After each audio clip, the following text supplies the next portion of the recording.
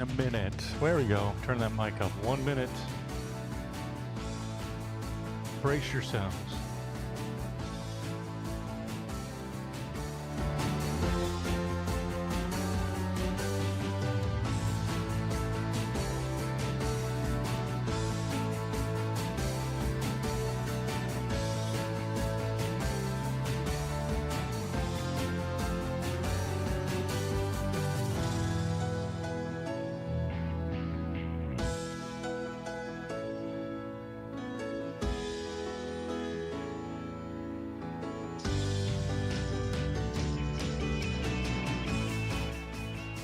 Seconds. Man, that comes off real quick. Real quick.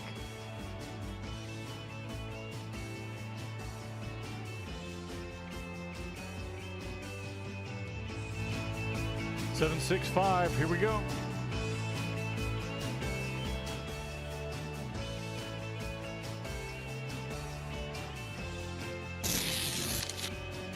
Hello.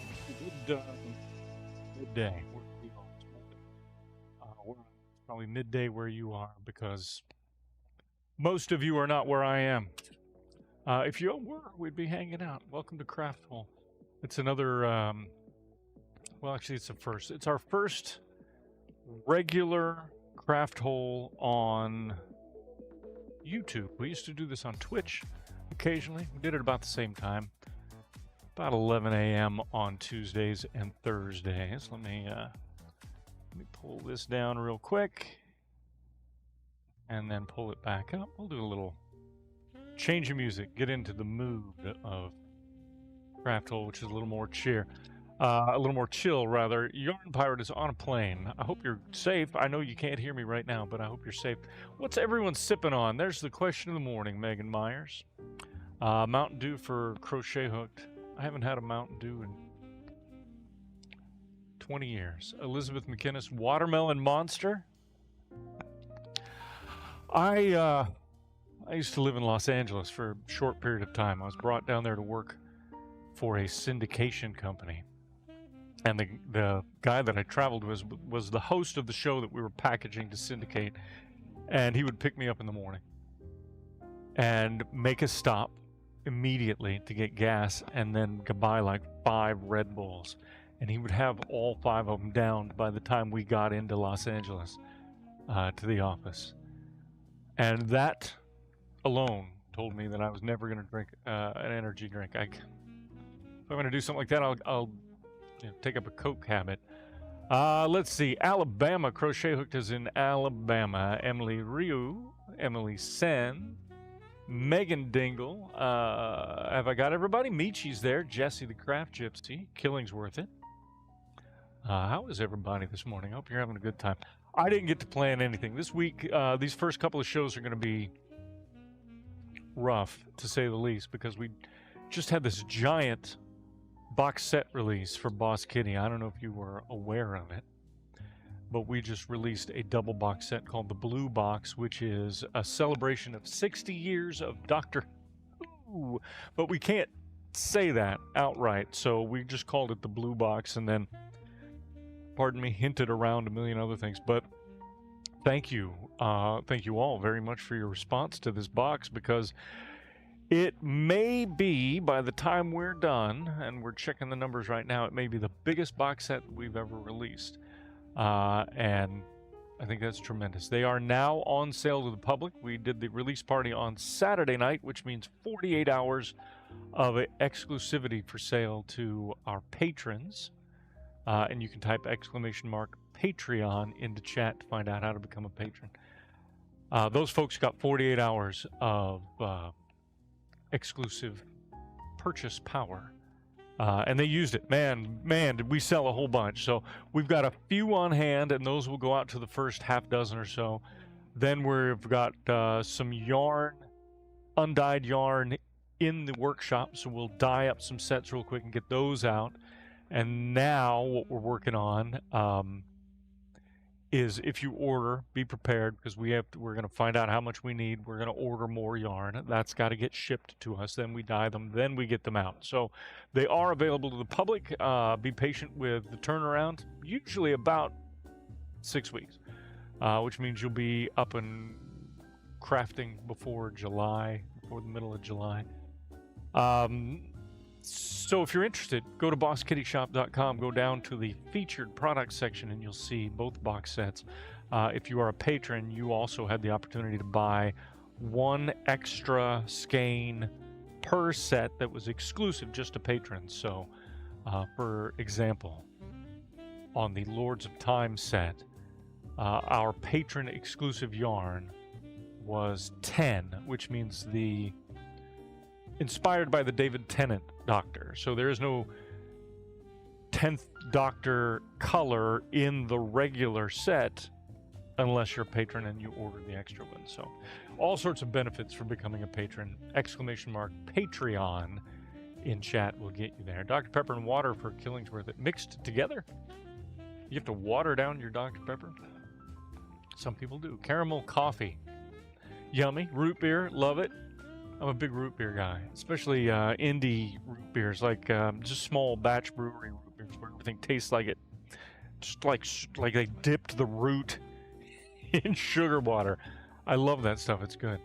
Yeah, do make sure that you liked. I didn't wear my makeup today, and you can kind of tell. I look a little pasty and gray. Normally, you will see me with makeup. Hang on one second. I have to sneeze.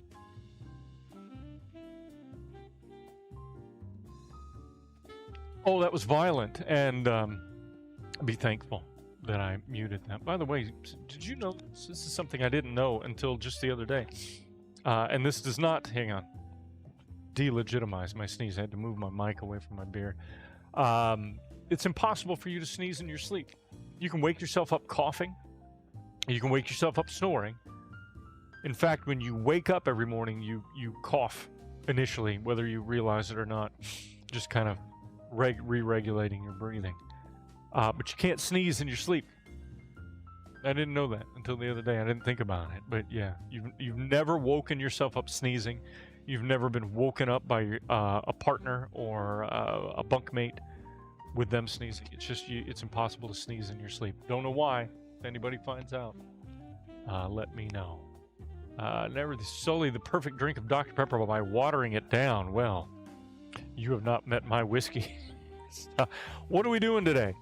A couple of things. Like I said, I haven't had an opportunity because we had so much going on this past week. Pardon me. Because we've had so much going on this past week with the box set and everything, I haven't had an opportunity to do much. I went through all the craft stuff that we've moved into the new workshop, and we will be doing things like I have a wooden cup that I use for Ren fairs, but I no longer have a belt attachment, a leather snap belt attachment, so we'll make that.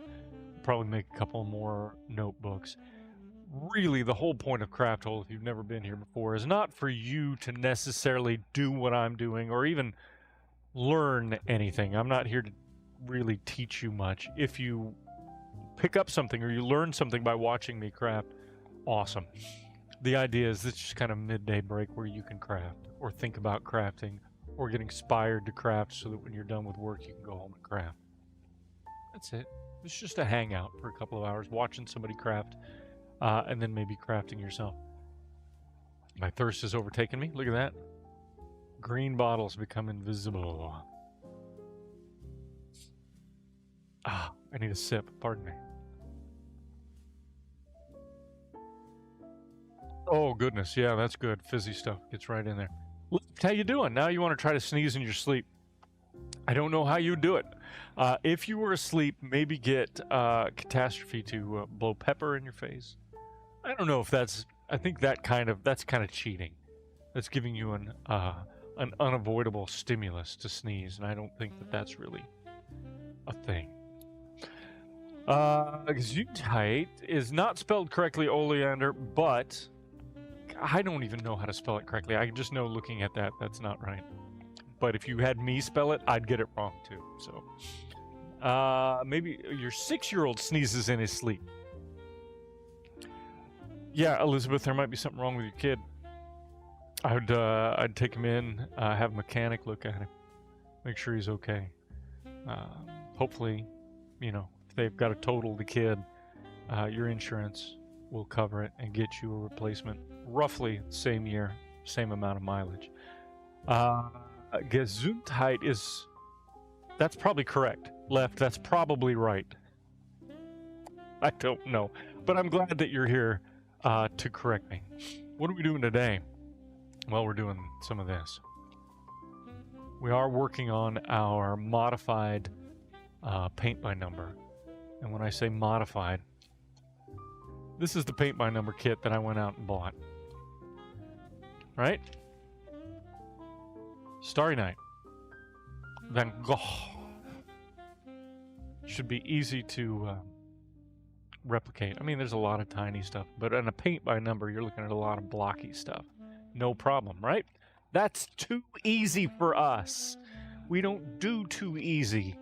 We make it hard on ourselves because why not? So what we've done is we've taken they give us 2 paint pots for these colors because they are the major colors in our group. They're the blues, grays, and whites that you see in the sky.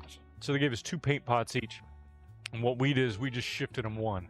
So 1 is now here. 2 is this one. This is 3. Right? So we're going to flip our major colors. And then we rolled a 20-sided die to see how many of these we'd have to shift. And we came up with 10. So 4 is now represented by 14. Number 8 represented obviously by 18. Number 20 would be, ready? 1, 2, 3, 4, 5, 6, 7, 8, 9, 10. So number 20 would now be number 11. And the point of this is, if we do uniform shifts and we finish this paint by number, that it will look cross-processed, which is a color processing method they use in photographs. They do it a lot digitally because you can cross-process digitally a little easier, but it shifts colors. It moves them an entire slate over so that your colors then become odd. You can still recognize what you're doing, but in your brain it doesn't look right. So we'll get to that here in a little bit. Also, we might zhuzh it up with these glitter glue pens that I found.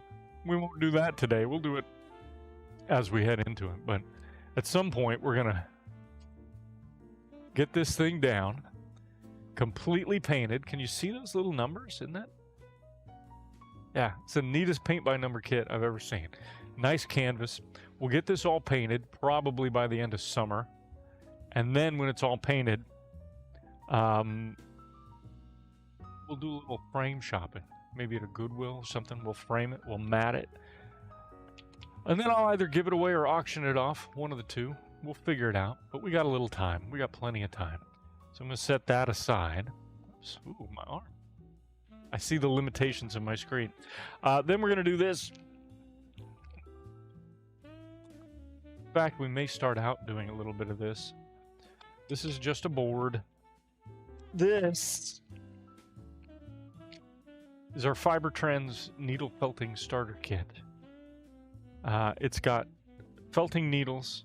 It's got the foam pad, and I'll show you the stiff foam pad. It's got instructions for a heart-shaped coaster. I'll let you all decide. Fiber not included. I do have some fiber in a bag next to me. I'll let you all decide if we're going to do the coaster from the instructions or if we're going to, just dick around and try something else. I made a Caesar cipher for paint by numbers. Yes. Yeah, there you go. Taking a break from chores to watch and finish a crochet gallbladder for a family member who just had theirs removed. Megan Dingle.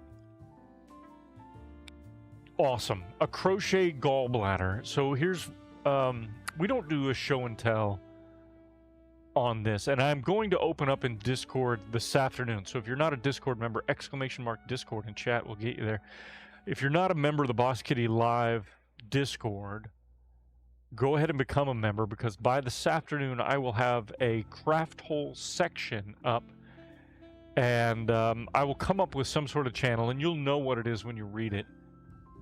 And it'll be for you to post your crafts. We probably won't do a show and tell, but we may go over some of your craft projects during the show as the weeks go on. Again, this is just kind of a slow ramp up this week because we were so busy with the blue box boxed set. And now that that's kind of into the building stage, I can get back to concentrating on things for CraftHole. Really been wanting to try felting. It looks fun. Well, Emily, who here in chat has fiber felted before? Because if you fiber felted before, you know that while it looks like a lot of fun, it is, well, here, let me just show you. These are the needles. What you do is we'll go over this a little more here in a bit. This is a stiff backing foam. You hear it? And the idea is that you take some fiber and you lay it out. You pinch it kind of into the shape that you want it. And then this kit comes with 4 needles. And I will show you. I will show you these needles. They've got little handles on the back. You can see them here, these little handles. And they're for holding on to, because you don't want to get anywhere near the tip. Look at that crazy shit. That is so sharp. And this kit has multiple needles. Some of them straight like this. You can't really see it. But some of these needles, can't see it on that one for sure. Let me get back in there. Some of these needles have barbs on the end, and the idea is that when you push it into the fiber and pull it out, it starts crossing the fiber threads, making them go from a uniform single direction when they're carded to a cross thing where they then tighten up and become interlocked. So we just looked at the green one. Let's look and see if I can find one of these with a barb in it. Mainly felted details on crochet plushies. See, that is probably the skill for most fiber crafters, is that you can now needle felt eyes and noses on amigurumi animals, things like that. This is even smaller, and you can't really tell, but it's flat. See when I turn it? You can see that right there. You get the reflection, but when I turn it this way, it gets flat. That'll work for something. So let's see. I'm still going to see if I can find a needle with a barb in it. These might not have them. They actually have little imperfections. Let's see if I can turn it into the light where you can see. You see the couple of reflective points on that as I turn it? Really slight, really subtle. Those, I think, count as barbs for these needles. Some needle crafting or needle felting needles have actual barbs, but I think you can see a couple of little points of light jump up there on the flat part. Those are imperfections done intentionally. So those are the barbs. What'd you bring me? BK has showed up to distract me from doing my job. Crafty Auntie G, it's good to see you. Sage Fits, hi. Is a finger killer. What do you got? Who's that in there? Oh my goodness. I'm going to show you all a picture later on. You send that to me, please. I'm going to show you all a picture later on. What's that? Yeah, throw it up in Discord. All right. So we bought, Gracie's having a real, here, let me go back here before I start on this. Gracie's having a tough time adapting to the new house. She keeps waiting to go back home because that's the only home she's known. She grew up in that little house for about 6 years. No, not 6 years. She's only 3, so she's about 3 years, but we were in that house about 6 years. And that's the only home she knew. When we got Zuzu, brought the little baby home, Gracie took her under her wing and mothered her, welcomed her into her territory, is essentially what she did. And then within a month, we moved to a new house, and now Gracie has decided that the baby is responsible for kidnapping her and bringing her to this new place. She has not yet established her territorial boundaries, so she growls at the baby. She hasn't hissed or lashed out or anything. She just, these distancing growls. So the poor baby lost her best friend. She'll get her back. Khan has taken up the duty of raising the baby, but I wanted to give Gracie her own space, so yesterday I went out to the pet store and I bought her own little, let me swap this around here. I bought her, let's go to here, workspace. I got her a window seat there, right? And boy, oh boy, she took right to it. It is hers. It is only hers. She gets up in it every day. She stays there all day. And the hissing's quieted down quite a bit, so she's got her own space. So there's a little helpful hint. If you have an extra cat or you move with a cat and they're having a little trouble, get them their own space. Get them like a felted cat tunnel. That's another thing we're going to make this summer on CraftHole, is a felted cat cave. Just give them some place to hide. They'll get used to it after a bit. Yeah, so let's do this. Let me get... Oh! Throw some scrap fiber up here. Look at this. This stuff's been out. Mixing with other stuff. Let's just grab a hank of it. We'll just show off the technique of felting. You can see this is a carded bit of fiber. So it's been run through all those needles and all the fiber is going one direction. That makes it easy to spin, right? It makes it much easier to spin and get something uniform. We're not going to spin. We're going to try out. Let's try out this red needle. I don't know. No, actually, that's a kind of a tiny detail needle. Let's try something else. Let's try this blue needle. See how we do there. Boy, that's even tinier. Oh well. What we're going to do is go to this back side. And I'm going to try to pinch together a little ball like that. And really, it's just as you insert, and it's really, it's very zen. It is kind of time consuming. But as you insert this needle, you can see it's kind of pushing down. And as you pull up, those threads will then begin to cross over one another. Just pinch that, flip it. Crochet a little ball out of this. Just to test it, just to try out the skill.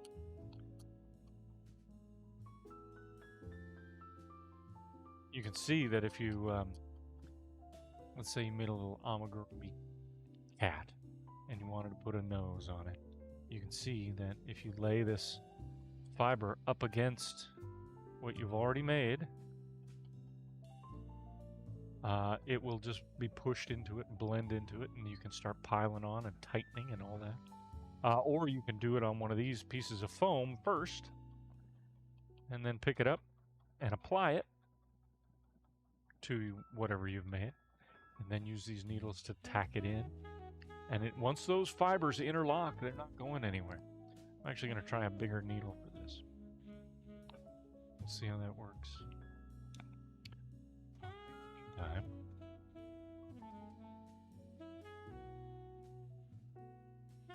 This is going on in everybody's world. Everybody having a fine spring so far. Our cherry tree out back is probably 2 weeks from having everything completely ripe. And I don't know if you know the difference in cherries, but I am 90% certain that our cherry tree out back is a Rainier cherry tree. And Rainier cherries, as opposed to the big, bright, heavy red ones, which there are 2 or 3 varieties of, Rainier cherries are mostly green with a red blush on them. And you would think, oh, that might be bitter. They're actually sweeter. They actually have more sugar in them, their natural sugar, than those big red cherries do. So they're terrific for just grabbing off the tree and snacking. They're also great for baking, tart making. If you don't want to add a whole bunch extra sugar, you just use Rainiers, and they're great. They're sweet, but they're not overly sweet. So I'm very excited, because if that is a Rainier cherry tree, I will be super happy. But there are tens of thousands of them on this tree, and I will never, ever be able to use all of them. So the neighbors are getting some left. If you and Kat want to come down here and say hi and pick up some cherries, there will be cherries for you.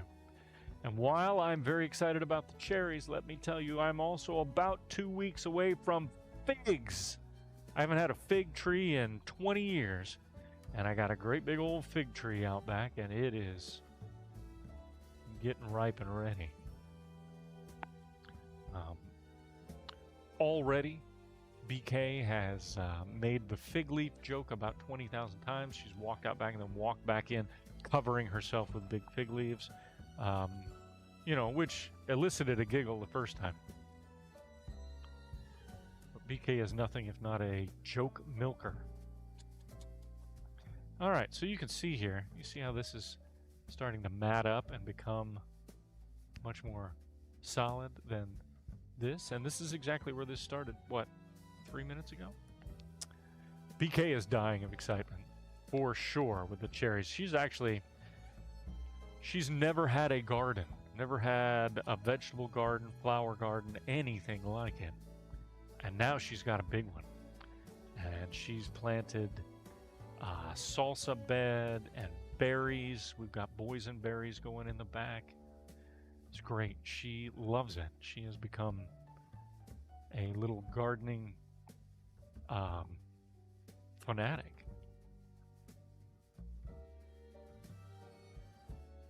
So y'all will probably see on a future Boss Kitty Live, you will probably see lots of cherries and figs and pictures of the garden. My job so far in the backyard has been preparing to landscape. We've got 5 great big island areas that I'm going to border and build berms and landscape. And I started by having solar lights, like any neat little garden solar lights that I can find. They're going out there. So right now we sit out back, and even though it's not landscape, there's no fire pit area built or anything. I've got a little fire pit. I sit out there and I build a fire and I look at our garden at night with all those lights, and it's terrific. Really loving the new place. Really loving the new place. Okay, so I'm going to show you the close-up on this just so you can see. This is where everything started, right? This is for you who've never needle felted.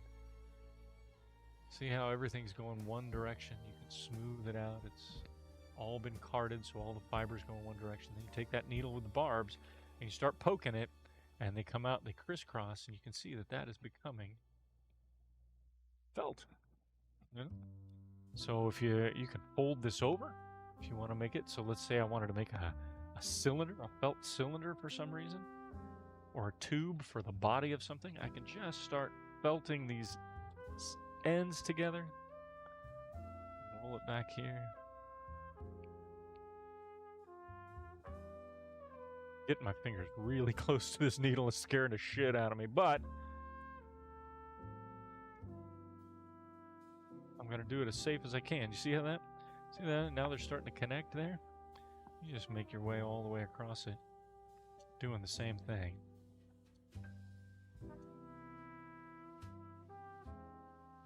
And they are going to intertwine. Those fibers are going to intertwine, and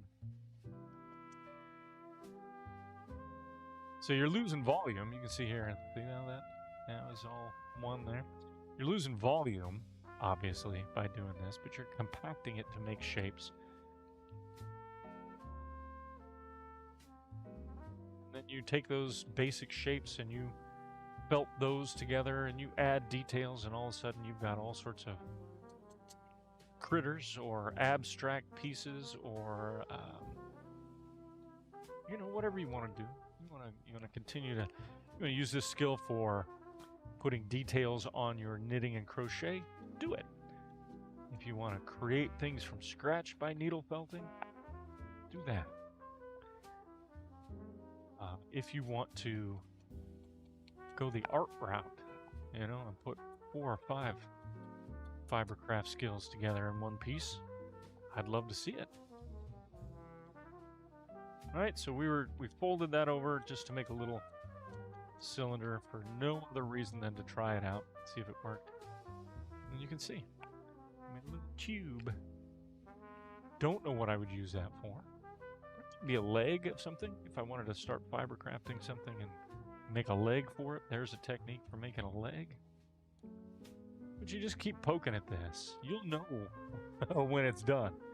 You'll know when it's all solid. When you still see gaps and you see things misshaped, you're like, well, I'll just keep going. You can do it without poking yourself. Because let me tell you, that is a medical grade needle right there. That'll F you up. If you can do it without poking yourself, then just be patient. Take your time.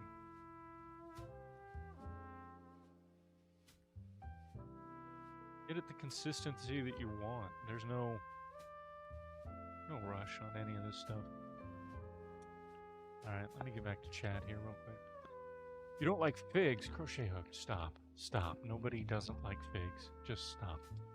Really great at killing plants. I don't even keep the ones anymore. I was Captain Brown Thumb for a long time, and I've learned.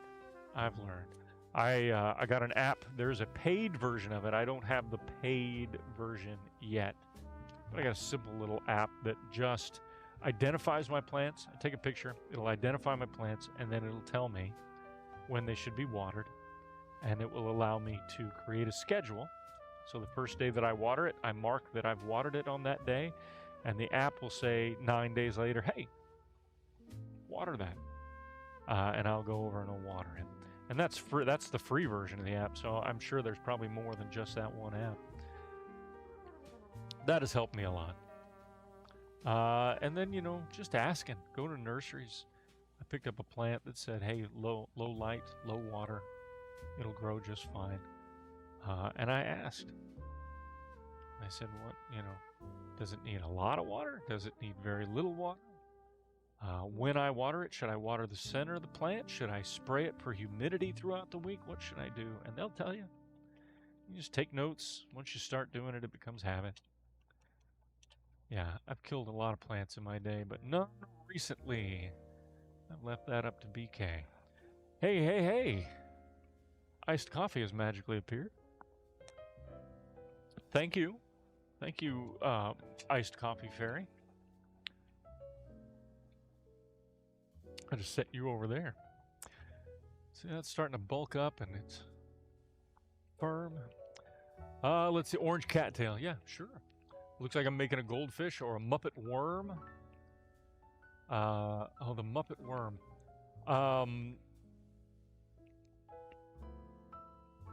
Slimy? It's Oscar the Grouch's worm, right? Was it Slimy? Was that his name? Jesus, that's been forever, but that stuff is indelible in your head. I am 1 year and 1 month older than Sesame Street. So I got all the very early Sesame Street from the beginning. A lot of that stuff, they will not ever re-air because, parenting has changed. How we raise kids, things that we teach them has all changed. So the way I was raised is no longer acceptable. It just is. You have your grandma's spider plant that she had for 15 years. I've got a spider plant that I almost killed in the old house, and I brought it back here, and now it's taken off. Which app is this? It's called Planta, Planta. Planta. Absolutely love plants, Emily. Grandparents owned a landscaping business. Well, I would like your grandparents to come over and take care of my front yard because I'll have to post pictures. But the woman that owned this house before, she was a big gardener, and she really did a lot to modernize and fix up this mid-century house. Kitchen cabinets galore, all sorts of things. But the front yard, I guess, baffled her. So the entirety of my front yard is bark dust with 2 little patches of grass that I don't want. And that's it. There's no security hedges or anything under the window. So that's the thing I'm going to have to do. So I know you're saying to yourself, Jesus, BK, or TK, you're just beating the shit out of that. And you're doing the same thing over and over. What I'm actually doing is tightening. Here we go. Just tightening that up. Felted ball. It's just, I think what I'm doing now, more than showing you all how it works, is I'm remembering, I'm getting my muscle memory back for felting. So I'm just going to keep doing this for a little while because it's calm and fun. And then we'll move on to the painting. But in the meantime, and you can shape and form with this. You can see how I'm taking this tapered end and I'm kind of pushing it back into the rest. If I fold it over and just start tacking the ends, it'll sit. Once it starts sitting, then I can tack it. It's not going to go anywhere. And then I can just start really hammering in with this needle. See the fold where I folded that over? And now I'll just start tacking it in, and it'll become one with the rest of the piece.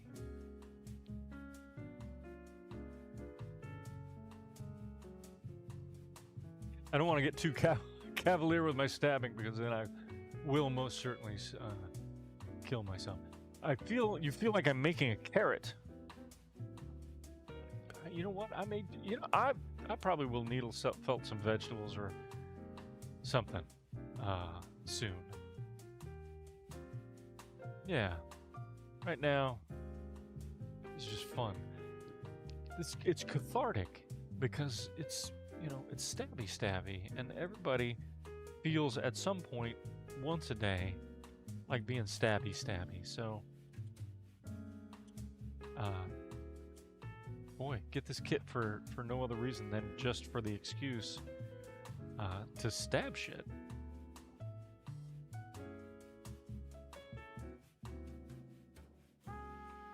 They do make gloves and kind of thimble type devices to help you with your needle felting. I'm going to go on the back side of that fold and really hammer. So the fold's on this side, and I was trying to tack it down from this side. But I think what I'm going to do is roll it over and tack from this side. And that way I can really attack it. And it will grab those threads from the back side and start pulling them back up through the whole mess.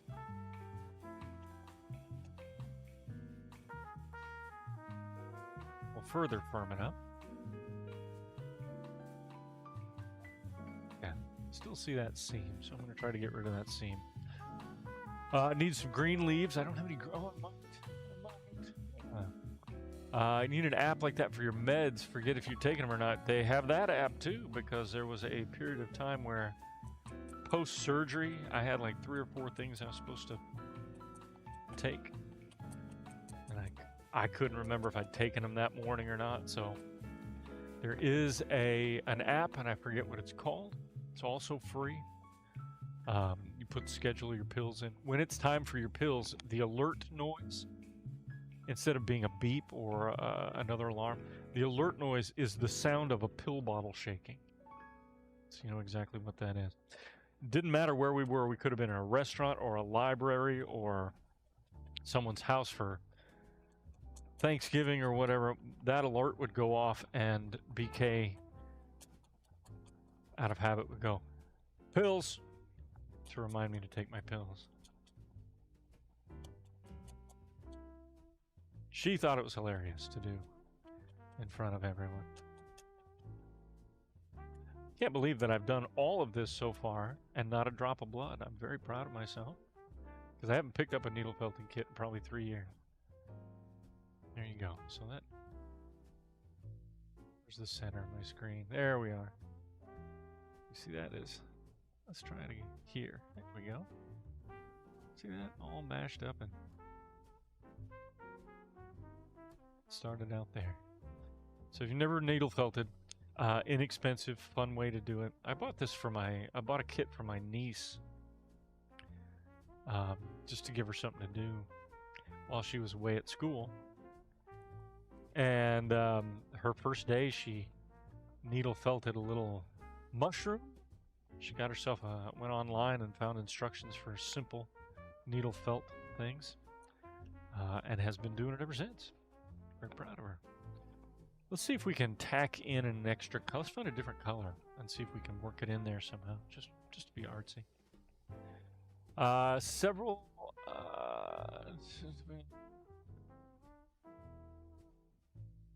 Voodoo doll. Yeah, I'll do a voodoo doll, secret doll. Love the needle felt. Glad you're trying it. Yeah, I've had kits. I've done some needle felting throughout the years, but never anything. I've never, done a complete project. I have, like some people, have just needle felted details onto things that were, that I crafted another way. But I think this is one we'll bring back for CraftHole. Let me do a stabby a little further down so that when I add an additional color, I'll have some space to work with.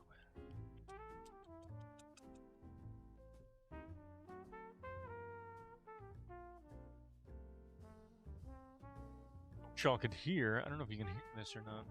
Probably not. When I'm stabbing this foam. It's just a great sound. It's just an extra bit of sensory alertness that you are stabbing something.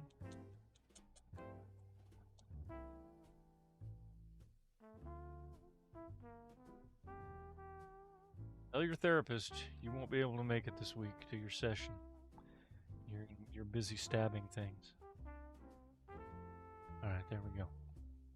So there's my orange, yellow, orange. Let's see what I got down here.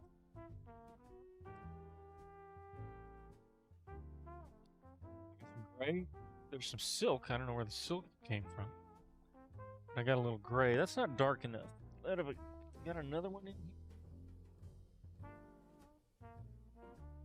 Got some.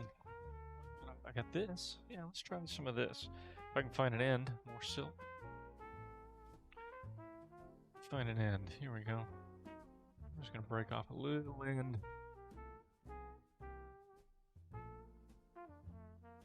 A bit at a time here.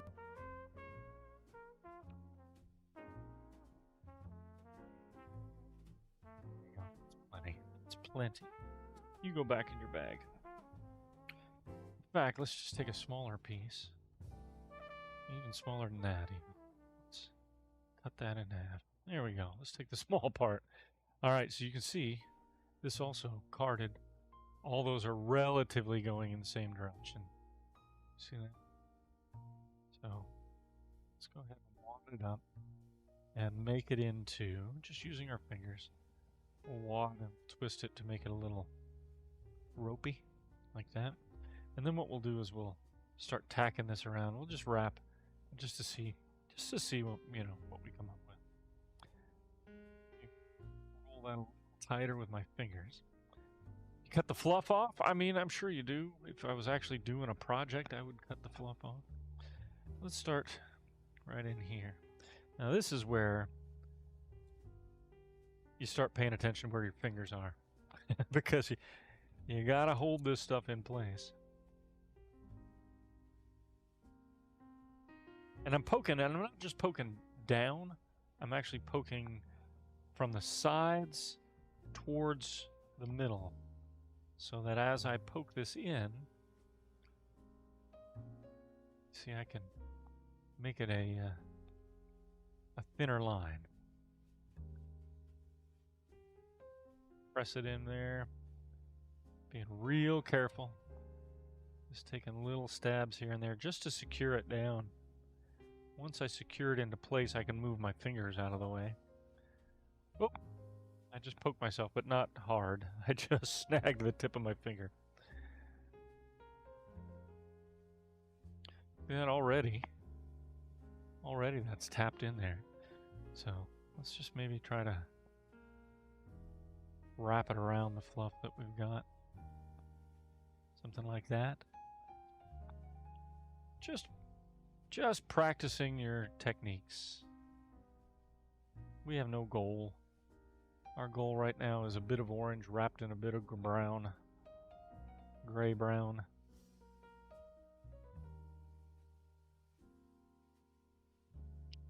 I'm going to go in loosely, tack it into place so it doesn't move.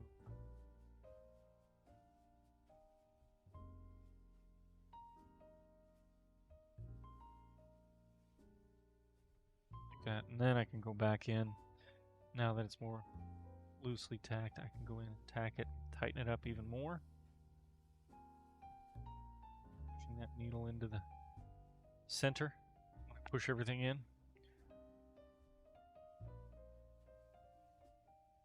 Try to make this line as thin as I can with what I pulled off, just to try the technique.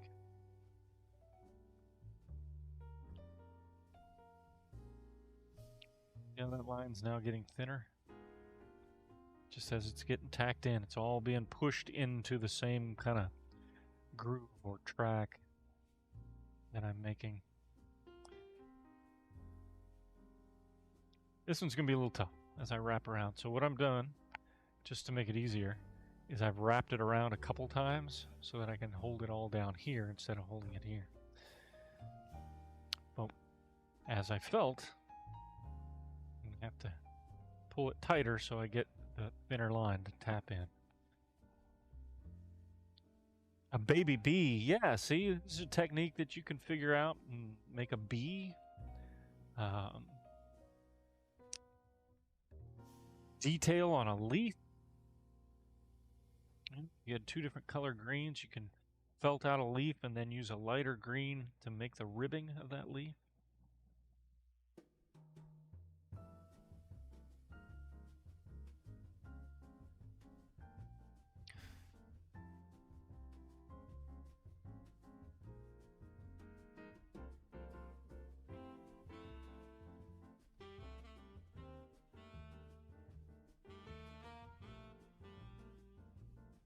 I think if you are a fiber crafter at all, if you do anything fiber crafty,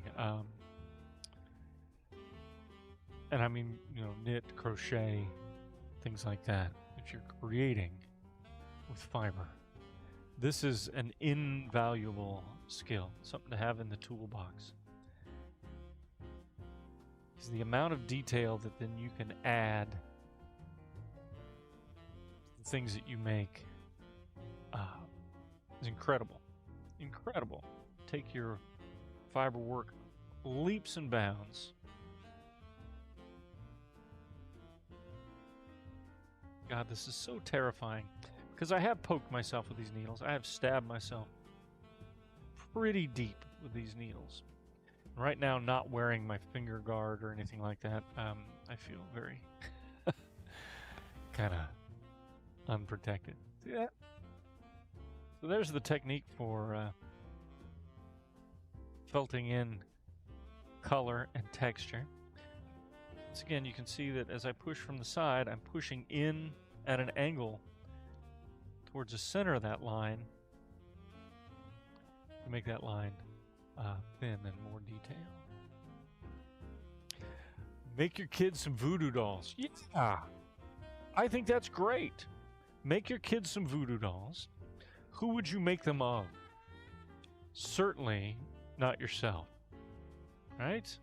You wouldn't make voodoo dolls of yourself and hand them to children because, you know, children are hostile little varmints. I don't know if you know that, but by nature, children are like wombats with hammers. And you have to kind of corral them. That is your job as a parent, to corral the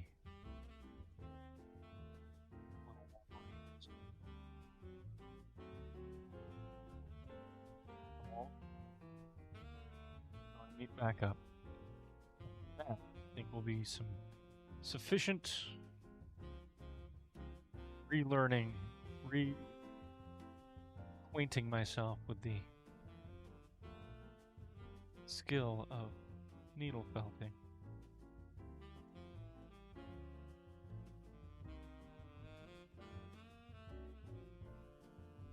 But you remember how to do it. Jump back on to do it. So we'll plan some here for the next couple of weeks. You can needle felt in your yarn ends. Yeah. It does work. I would think it would work better for non-superwash yarn. So if you're using a plant fiber or a raw wool anything like that, you can for sure needle felt in your ends. That is actually a great, I'd forgotten about that because I'd seen somebody do it. So thank you, Carmen. That's a real good bit to bring up. Megan Dingle, just finished the gallbladder. Gonna do a photo shoot, put the results in Discord. Megan, you gotta let us know where you put them so that we can go bring them up, put them on the show. My parenting style, acting as a cat herder. Well, you know, it is... Here's the deal, Rat. Let me tell you kids something. Us Gen X fogies are the last of the unaccompanied minors. Feral kids. We grew up as technology developed, right? So we're like the generation that grew up during the Industrial Revolution. And so we love it. And we love things like video games, blow our minds. Video game, we had Ataris and all of that. Video games blow our minds, but we are hesitant as adults to spend any time playing them because we were also raised with, did you finish breakfast? Okay, get out of the house and don't come back until sundown. You just go. You had no cell phones. We were unreachable. That's a great definition generationally. We're unreachable. So any parenting skills that we have, we probably learned from raising animals. That's because we certainly didn't get them from our boomer parents who, smoked at work at their desks, drank at work and after work.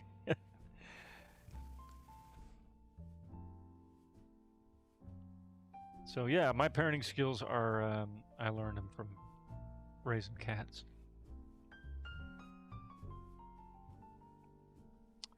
Love my kids, but if you enjoy your autonomy, I don't suggest it.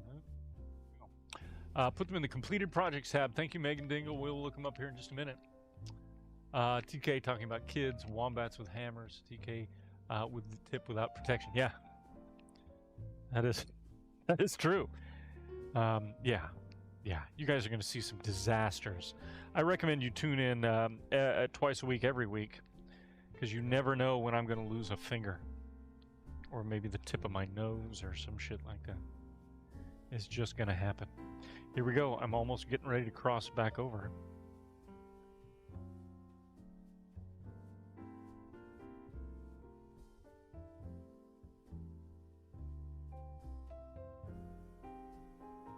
Yeah, old people.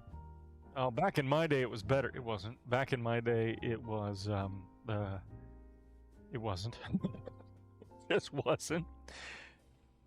But it certainly did allow us to learn things that I think are no longer necessary to live in this world, but they are good to have. They're good tools to have in your pocket. It's just that a lot of things have come along to change the way that kids relate to the world. And so I wouldn't dare look at a kid today and go, you don't know, you don't have any. No, they got plenty of skills. They got skills I don't have and would never thought of having. Simply because I wasn't born then. So no, I'm not going to be like my folks. Back in my day, rock and roll was better.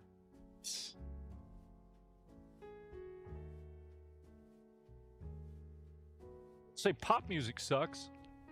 Pop music pretty much always sucked. The music that I love is across the board, but mostly the stuff I really love came out in like the late 70s. Right? Bands like Talking Heads and XTC, these bands came out in the late 70s. But there are bands today that I adore just as much. So there is some great music still being made. I think maybe it becomes easier. Like my parents, I don't think they could enjoy. I don't think they could listen to something made today and enjoy it in the same way, simply because they didn't have the emotional attachment. I don't have the emotional attachment, but I recognize when something is good. So you'll never hear me say back in my day it was better, because it wasn't always.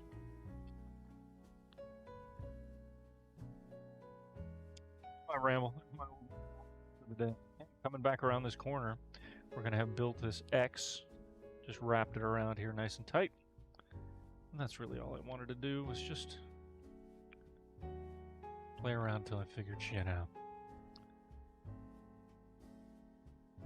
Oh, it's back where we started. And I haven't drawn a drop of blood, guys. Not a drop of blood today. Proud of myself. Okay, you can see we're almost attached back where I started. Let's just finish that up, maybe cut this off and see how I did. Again, no project being done here, just refamiliarizing myself with the skill, so that when I do decide to do a project in the next couple of weeks that involves some needle felting, I will have had that skill. Look at that. So now, there's my little finger with my center knuckle. Just something to do. Just try tacking them together. Yeah. In fact, if you get one of these kits, don't go straight at the instructions. Here, let me do this real quick. Don't ever lay your needle down and then go on to something else.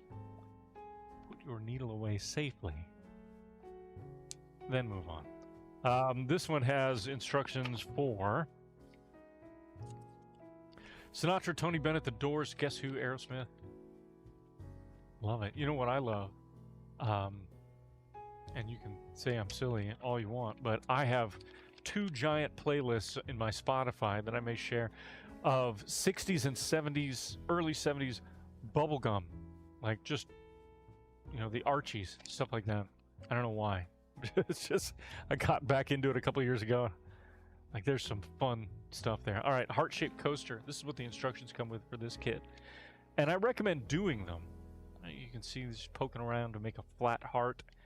And then pretty much what we just did, taking another color and tacking it in there. These are great, but start out just doing what I did, just poking around, dinking with colors, textures. Just get a feel for the needle, get a feel for where your hand needs to be so that you don't kill yourself. You will poke yourself. You will take one of these guys and you will drill it into your finger, and you will scream, and you will throw things, and you will deny the existence of whatever God you pray to. It will happen on multiple occasions.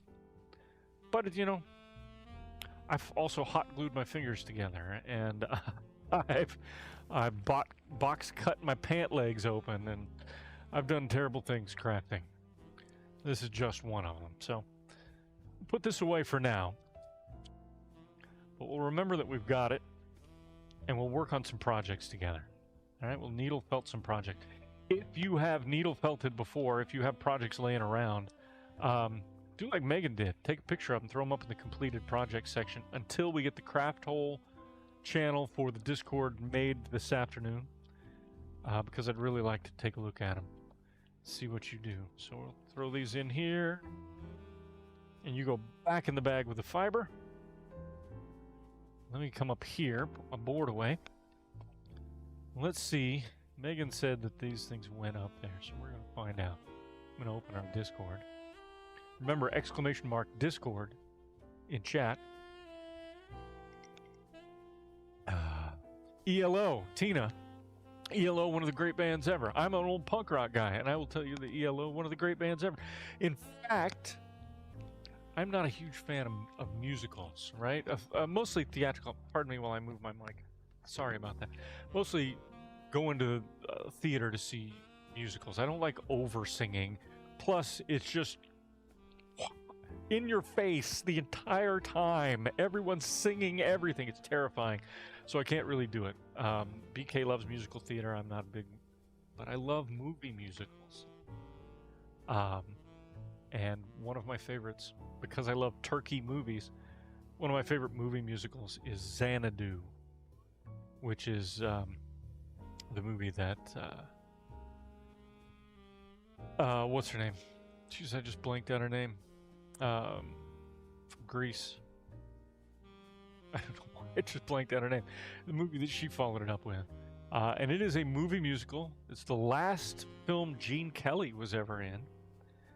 If you liked The Warriors, a movie called The Warriors, Michael Beck, who played the leader of the gang, is also in this movie. It's called Xanadu, and it's terrific. It's terrible. It's just awful, but all the music and songs by ELO. Olivia Newton-John, thank you, Lillian. I appreciate that. Olivia Newton-John, Michael Beck, Gene Kelly in his final film performance, and then music and songs by ELO. I recommend that you watch it. In fact, I recommend that you watch it on a double bill with Can't Stop the Music, starring the Village People. Yeah. And Bruce Jenner, starring Bruce Jenner. This movie came out in like 78 or 79, and it stars Bruce Jenner. And if you watch Bruce Jenner, Bruce was only a few years removed from winning the decathlon at the Olympics and being named the world's greatest athlete. He was on Cheerio boxes and everything. They put him in this movie, Can't Stop the Music, starring the Village People. And if you watch his performance, you will leave that film thinking to yourself, how didn't we know? How did Caitlyn Jenner take us by surprise? And I don't mean that in a rude sense, just watch Can't Stop the Music. I'm an 80s alternative fan. Erasure, New Order, Depeche Mode, Yaz, XTC, Vicky. I'm right there with you. I explained to BK the other day the Erasure. Let's see, it was Erasure, Yaz, and Depeche Mode. All bands created by a guy named Vince Clarke. So all the music that you hear that's like synth pop, you can blame or appreciate Vince Clarke. Started Depeche Mode, left Depeche Mode, started Yaz with Alison Moyet, left Yaz with Alison Moyet, started Erasure. All great fun synth pop bands. I saw Depeche Mode at a venue in Dallas, Texas called the Bronco Bowl. And it was called the Bronco Bowl not because it was shaped like a bowl, but because on one side of the complex was it's like 1,000, 1,700 maybe seat venue. Actually smaller than that. It's probably about a 700 to 1,000 seat venue. On the other side of the facility was bowling alleys, batting cages, things like that. So it's kind of a family fun center with a big music venue in the back, and I got to see a lot of great bands there. I saw a band in 1983 at the Bronco Bowl with about 750 people. A band called U2 that had some murmurs, but that was about it. I saw the Smiths at the Bronco Bowl. I saw Depeche Mode at the Bronco Bowl, and that was a hell of a show. So fun times at a really odd venue that I do not believe exists anymore. Goth rocker Megan, I dated all of you. So many lovely goth rocker girlfriends over the years, especially when I was younger. Let's get to this. Let's get to our modified paint by number kit. If you weren't here earlier, or you weren't here for the preview that we did the other night, what we've done is we've taken Starry Night as a paint by number kit, and we've shifted all of the colors. We've shifted them all by 10. Oops. So if, for example, I was going to say number 14, here's number 14 right here. 14 would then be 1, 2, 3, 4, 5, 6, 7, 8, 9, 10. So instead of being this brown color, or plum, or whatever that is, I can't really tell in this light, anywhere it said 14 would now be this pale yellow. So we're going to cross-process this paint by number. One thing that I did not bring, and I'm hoping BK's here. You know what I'm going to do is I'm going to text BK. Actually, I'm going to call BK. You guys are going to be on the phone with me here real quick. I'm going to call BK and let her know I need some water and a rag. Best way to do that. I need a small dish with a little bit of water in it and a rag. I forgot to bring those with me. Actually, I have my rag down here. I just need a small dish with a little bit of water. Thank you. All right, well, there you go. Now I've got my water coming. He was in New Order also. Vince Clark was in New Order? For that. Erasure. Hang on. Erasure, an erasure show is... What's the word? What's the best word to describe an erasure show? Fabulous. I think fabulous is the word. It is, that's plenty of water. Goodness, thank you so much. Yeah, an erasure show may be the, it's like Carnival and a Pride Parade all thrown together with music and costumes. So if you get a chance to see Erasure, or you can go on YouTube, I'm sure there's an Erasure live thing. It's worth checking out. What you got? No, I have not, but can you save it? I can't wait to hear it. All right, let's get into this. Let's find our paintbrushes. I got a couple of them here. There's a couple more. And then here is the last one. Now we got our paintbrushes.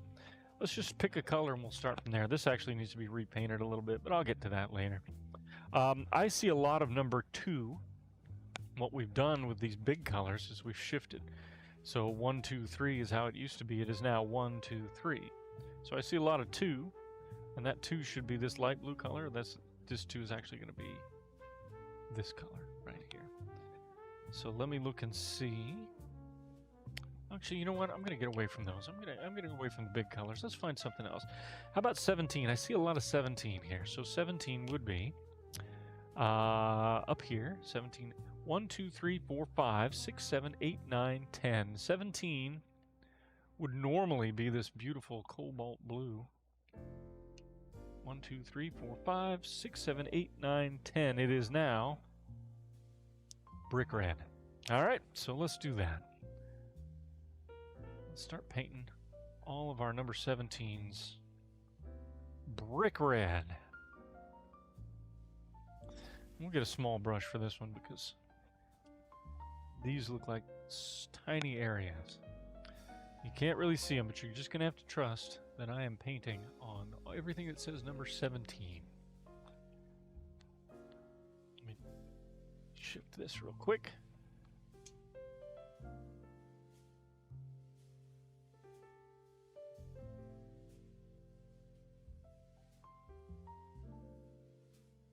Projects.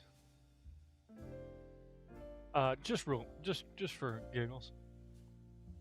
That is a crocheted gallbladder. Okay. That's pretty great. That is pretty great. Love it. All right. There you go. There's a crocheted gallbladder. That is in the completed project section of our Discord. If you're not a member of the Discord, !Discord will get you there. City I live in has rocked south every summer, and I'm not a fan. Traffic's awful. Never anyone I want to see.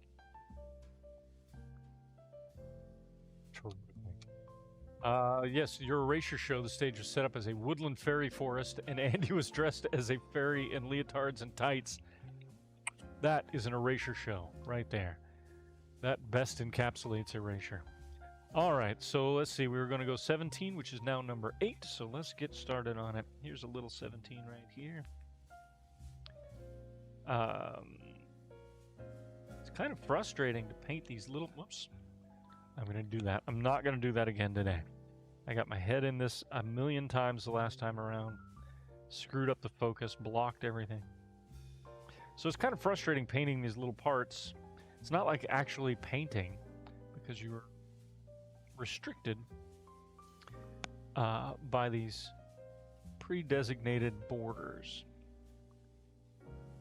So you've got to be real careful when you're painting. So this painting is going to take us a while to complete. Plus there's 50 million little sections here too.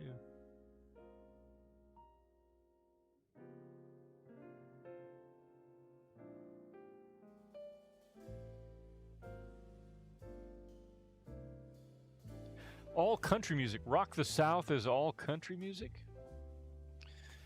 Well, goodness. I mean, if, you know, if they dig up George Jones or throw Farron Young or somebody like that on there, I'll be there. I stopped listening to country music. I don't know. There's a, we have satellite radio in the car, Sirius XM. And Willie Nelson has a channel. And Willie's channel is old country music. And it's as dear to me as any of the rock stations that I have on there. Absolutely love.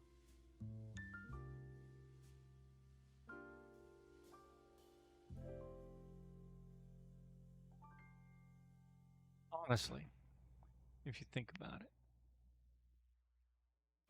What's more punk rock than old country song about a guy who finally stopped loving his ex who left him years before, simply because he died. That was the only reason that he stopped loving the woman that he loved. That, to me, it's as punk rock as you get.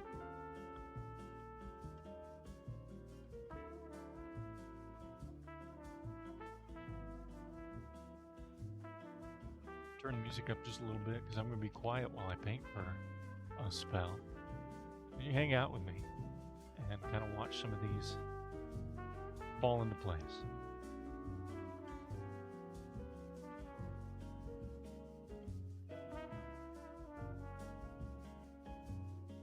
By the way, these brushes are shite. Absolute terrible brushes. But I'm only going to use what the kit gave me. I'm not going to swap it up, so we will do the best we can do with what we've been offered. That's life, right? It's the story of life.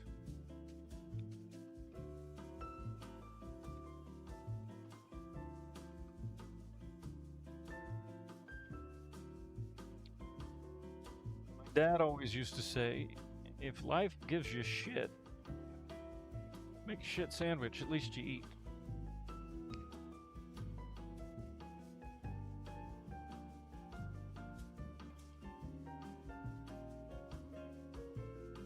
Father, colorful old man.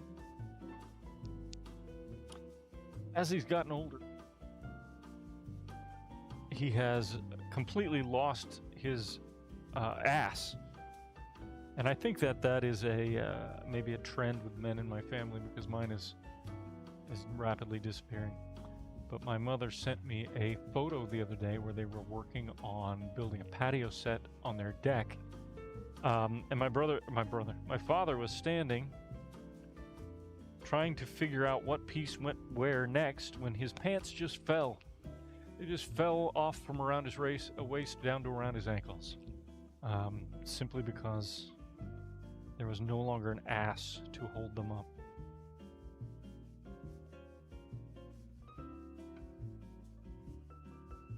Enjoy getting old, kids. That's my message to you. Enjoy getting old.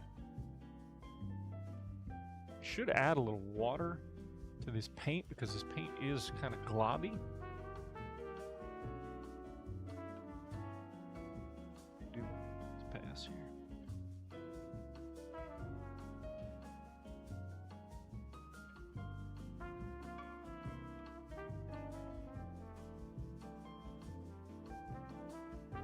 Vicky, if you're still here, Vicky C, if you're still here. Occasionally, if you watch Boss Kitty live, BK will be wearing a t-shirt that has Linus and Lucy on it, and it says, "I still miss XTC."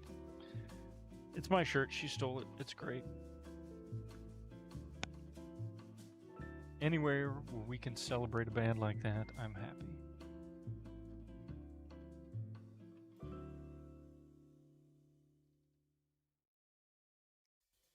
June 10th, our anniversary, by the way, BK and I, our wedding anniversary is tomorrow.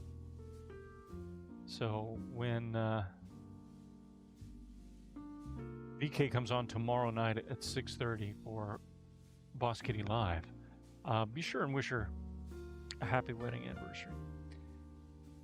She got her gift from me. We went and had a great big shopping trip to the nursery where she got all the plants and vegetables and things that she wanted, and new hoses and stuff to water with. And that is a gift that goes straight to her heart.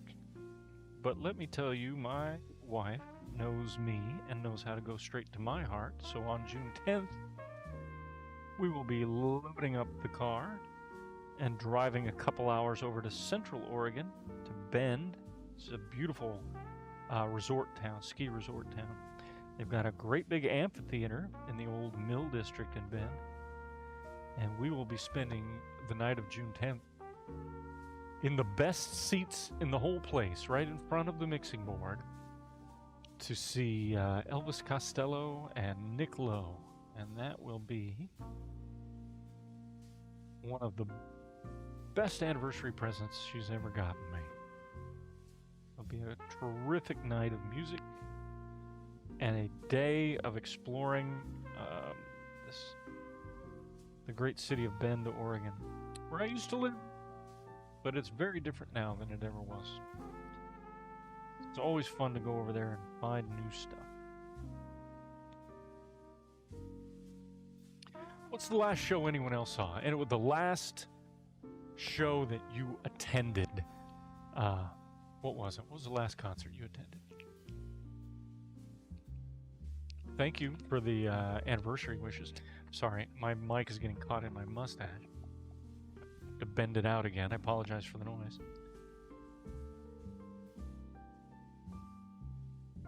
Yeah, I'd like to know, what was the last concert any of you attended? We had friends over. They live up in Yakima. But previously, they lived in a little town called Hood River, Oregon, which is where I grew up. And I was telling my friend Keena that I had found a whole box of concert tickets that I had when I was much younger. And I was sharing with her some of the shows that I'd even forgotten that I'd seen. And we realized that we were both at the same David Bowie show, like 88, something like that. All right, what do we got here? Crochet Hook went to see Saliva. Sasquatch 2006. Do they still do Sasquatch? I love that venue. There's a venue in Washington State. The Columbia River, if you... so I have to come from here. The Columbia River, if you're in the Pacific Ocean, the border between Oregon and Washington is the Columbia River. And it actually goes this way. And then right before it gets to the end of both Oregon and Washington, it turns and goes upstate. Bends, the Columbia River bends and goes up. Well, right where that bend is, they have built an outdoor amphitheater venue in what they call the Gorge. And it is in a little town, next to a little town, honestly, called George, Washington. The town's called George in the state of Washington. It's a lovely venue. Let's see. Saliva EXO took bus all the way up to Chicago. Nothing wrong with a road trip to see a show. Last show was TLC. Now, Winter's Eve, did you get to see TLC as a 3-piece or as a 2-piece? Because I know that they are back out on the road playing, casinos and smaller venues as a 2-piece because they are no longer, Lisa Lopez no longer with us.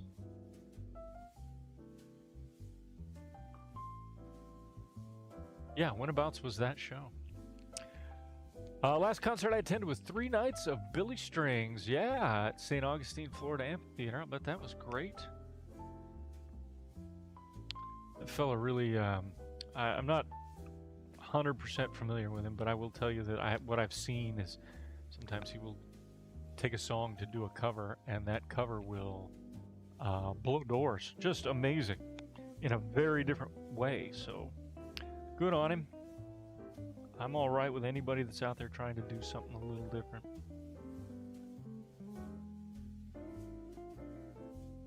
God, now I'm gonna shut this show down and go re-listen to old XTC records all afternoon. Let's see what else. Last concert I went to see was Palais. Did I get that right? I probably didn't. Next show you're going to go see is Ghost in August. Ghost is odd to me, right? So obviously the first time you hear about a band like Ghost, you see them. And you see the makeup and you see the presentation and you're like, oh, it might be a little, that might be a crowd that's a little different than mine. And then you hear them and it's almost incongruent how accessible Ghost is versus a kind of inaccessible look, inaccessible presentation. So, but it's working for them. They're doing arena shows, so good on you. Get them bucks. Weekend before the C-19 shutdown, we were packed like sardines 3 feet from the stage. That is at the TLC. Vicky saw Adam Ant in 2019. I saw Adam Ant for the first time in 10 years on television. It's a clip from some venue that he was playing. And, yeah, I mean, we all get older. We all definitely get older. That is true. Boy, oh boy, and you want to harken back to the 80s. I'm trying to think of her name. I'll think about it I'll think of it in a second. Missing Persons was the band. She was married to the drummer, who was former drummer for Frank Zappa, and I just, for the life of me, cannot remember her name. But seeing her today as opposed to when Missing Persons was a hit-making machine in the early 80s will make you feel old. Just happens. Can't stop the sweep of the clock. Tried to take the batteries out, but then you're just dumb. Last concert I attended was technically one I organized 10 years ago. Well, Carmen, tell me more about it. Card, K-A-R-D, was the last show I saw with my husband. It was fantastic. I have no idea who that is, Emily. Explain to me who Card is. It was the 2-piece, Winter's Eve says, the TLC 2-piece. And they did a tribute. I went to see The Who last October with my brother, and the opening act was Mike Campbell, former guitar player for Tom Petty and the Heartbreakers. He had been with Tom since their first band together, just out of high school in Florida. And what we did not know when we were in attendance was that it was Tom Petty's birthday, the late Tom Petty's birthday. And so Mike Campbell led an entire arena full of people in a happy birthday song to Tom Petty, and it was really sweet, super sweet. Saw Keen in Seattle right before everything shut down in 2020, but that was a good show. If you enjoy Keen, if you enjoy that kind of of pop, then I'll bet that was a great show.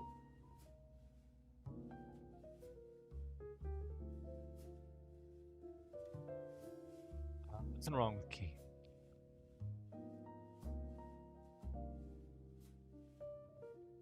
Emily says they're a co-ed Korean group. Oh, CARD, K-A-R-D, a co-ed Korean group. Yeah, I have a child who's 20 years old, and they are and have been forever the biggest K-pop fan I've ever seen in my life. My Chemical Romance, Blink 182 in 2010, How I Disappear. How I Disappear, by the way, I need to, if BK hasn't already reached out to you, we need to talk to you about your order this morning. So if nobody's reached out to you, they will, I will, when I'm done here today. I was remembering when I was maybe 6 and wanted to marry John Bon Jovi. Well, you know, it's a handsome fella. Why wouldn't you? A handsome fella. And a fine actor. I'll give him that. Concert I organized was a charity fundraiser. A lot of local musicians in Seattle. I was part of a comedy team, I guess. There was one principal who played a character, and that character was a talk show host, but an otherworldly talk show host, and it was bizarre and hilarious. There were characters, writers who also played, you know, the announcer and the sidekick on the show. And the idea was that you would have guests, and those guests would never be let in on the fact before they took the stage that this was a ridiculous, challenging comedy interview, and just to watch people struggle with it was hilarious. But we played Bumbershoot one year, and one of our guests at Bumbershoot, speaking of festivals in Seattle, one of the guests at Bumbershoot was a fella, we booked him, named Steve Wiebe. And Steve Wiebe was a math teacher in suburban Seattle, but he also, at the time, held the world record for Donkey Kong. So we had Steve Wiebe come on the show, and he thought he was just going to be interviewed in front of the crowd at Bumbershoot and the big outdoor stage and talk about Donkey Kong and you know, getting the record. And as it turned out, instead, what our host had in store for him was he asked him about Donkey Kong and could he teach us. And the guy thought, great, they're going to wheel a Donkey Kong machine out here and I'm going to give some instructions. And instead, what they did was that 3 or 4 guys brought out big barrels, and then they flipped them over and rolled them at him, and to have Steve jump over the barrels. And that was what he meant by teaching us Donkey Kong. At one point, our host got up, attempted to jump the barrels, and then intentionally, unintentionally, tripped over one and fell into the first 5 rows, just because he wanted folks to remember him. So that was our Bumbershoot experience. Festivals in Seattle.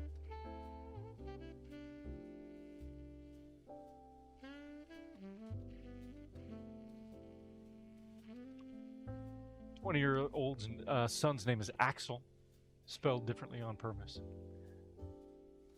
Guess your husband's favorite band. So I have stories for everything, guys. I have stories for everything because I've had a very colorful life. So if you're tired of my stories, just tell me to shut the fuck up. But I worked for a time for Ticketmaster in Dallas, Texas. I trained box office personnel, and there was a big show scheduled at Texas Stadium,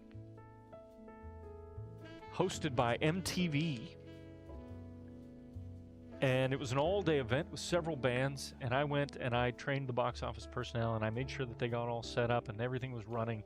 And then before the first band, I was done. I took off and I went back into the stadium and I stayed there for the whole event. Now here was the lineup for that show. The lineup was Ziggy Marley, son of Bob Marley, a band called the Smithereens, a garage rock band out of New Jersey, and they were terrific. Love the Smithereens. Then after the Smithereens, Iggy Pop. Right? So I got Iggy in his late 50s, maybe? Mid-50s? About my age. Iggy Pop still kicked ass. Just tore the place down. The headliner was, this would have been 89, I think. The headliner was In Excess. At the time, biggest band in the world. But the band that came on just before In Excess was also, at the time, inescapable. Absolutely inescapable.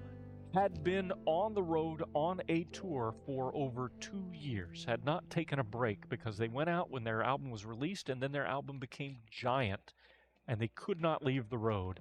And this was one of their final shows after 2 years of touring. Guns N' Roses, original lineup, came out, played about 4 songs before Axl insulted every woman in the state of Texas, kicked his monitors off the stage, and walked off.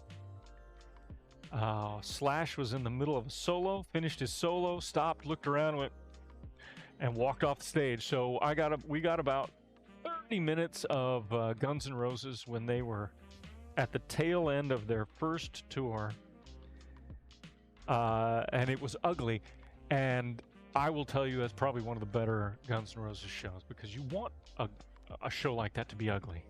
You want it to be meaningful. Oh, I know they there was a Judas Priest show where people started bonfires with the wooden chairs that they put on the floor of the arena.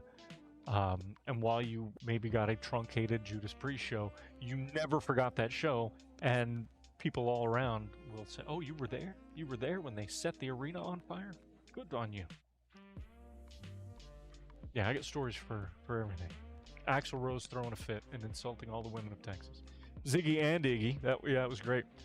Metallica and Godsmack at Key Arena. I'll bet that was a hell of a show. Foo Fighters at the DC 930 Club. Yeah. Dave going back home to play. I think that would have been absolutely great. I can't tell you how freaked out I was.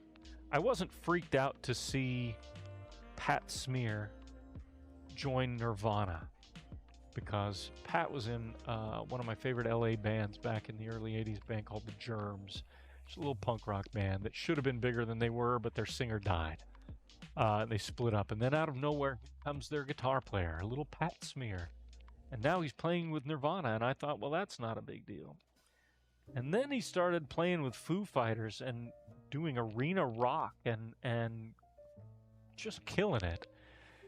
And that's odd. That's odd. That's kind of like being a Black Flag fan as a kid and then watching Henry Rollins turn up on a Fleetwood Mac tour. Right? Like, good on him. If he's got that flexibility, good on him. But it is kind of disconcerting. See one of your punk rock heroes selling out arenas.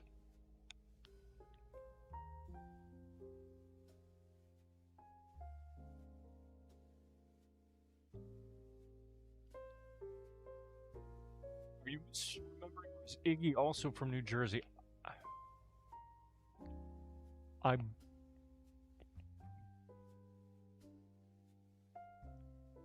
wanted to say that he was from Ohio, but then he gets lumped in with all the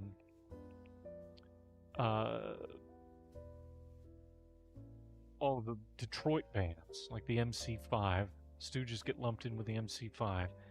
So I don't remember if he's from New Jersey or if he's from Ohio. Somebody look that up for me. Let me know where Iggy's from.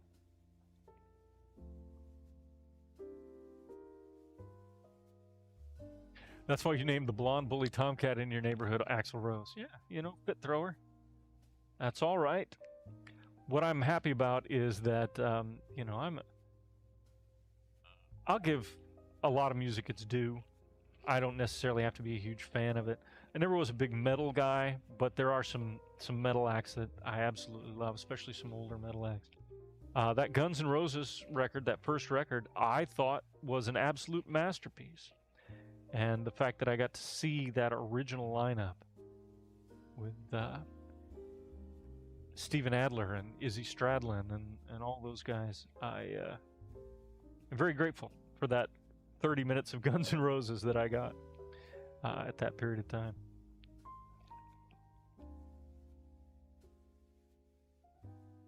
My painting's a little loosey-goosey today, but it is what it is. You're painting within the lines. It's like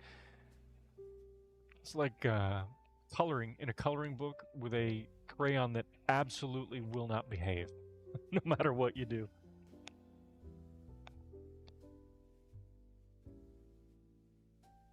I am going to add a little water to this and see if I can get something to stir it with, because it is just clumpier than shit. Let's see what we can do here. Do a big brush. Let's take a little water with the brush and drip it into this paint.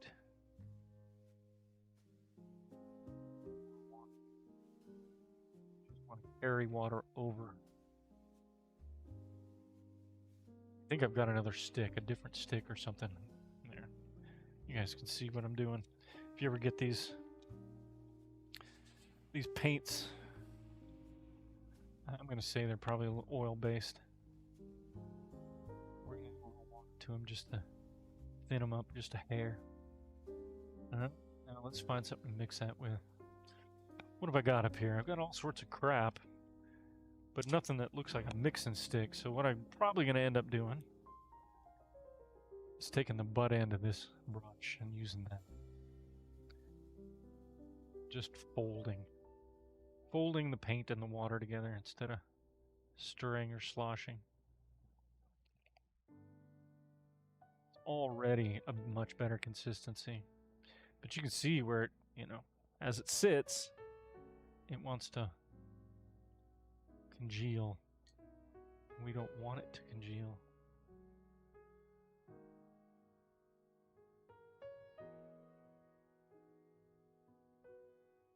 There we go. I've wasted about a quarter of that on this brush, just trying to thin it out a little bit.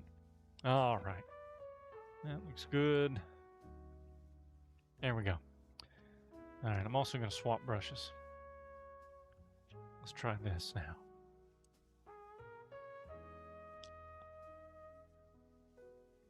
In just a moment, when I get a couple of these done, we're going to take a breathing break, all right?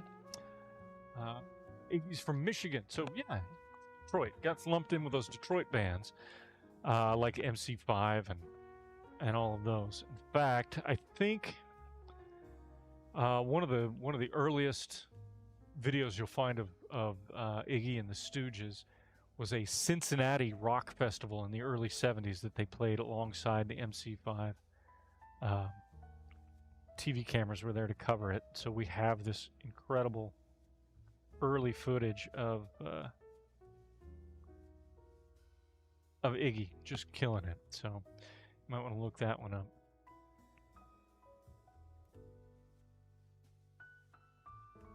Anybody know what they call someone from Michigan? I'm from Oregon, so I'm an Oregonian. Washington is Washingtonians. Californians are Californians.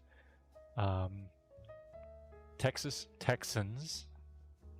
But do you know what they call folks from Michigan? Don't look it up. If you know, pop it into chat. But don't look it up.